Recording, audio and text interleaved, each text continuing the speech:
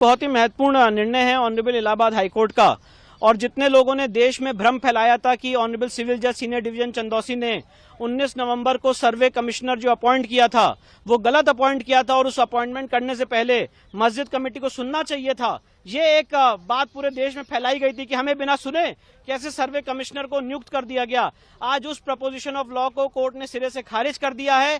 Simple preposition of law है कि court order 26 rule 9 और 10 की पावर के एक्सरसाइज में सर्वे कमिश्नर नियुक्त कर सकती है। उस समय किसी को सुनने की कोई जरूरत नहीं है। लॉ का मैंडेट सिर्फ इतना है कि जब सर्वे कमिश्नर मौके पे सर्वे करने जाएंगे तब वो दोनों पक्षों को उनकी मौजूदगी में सर्वे करेंगे, जो यहाँ पे 19 और 24 नवंबर को दोनों दिन फॉलो किया गया था। तो जो बड़े बड़े बैरिस्टर और पार्लियामेंटेरियंस हैं जिन्होंने कोर्ट की मर्यादा पे, इस पूरे प्रक्रिया की मर्यादा पे, पार्टीज की मर्यादा पे कमेंट किए थे, आज एक वेल रीजन जजमेंट से उसको कहीं ना कहीं पूर्ण विराम लगा है। जो सर्वे की रिपोर्ट सील कवर में फाइल की गई है उसके स्टे वेकेशन के लिए हम सुप्रीम कोर्ट आएंगे।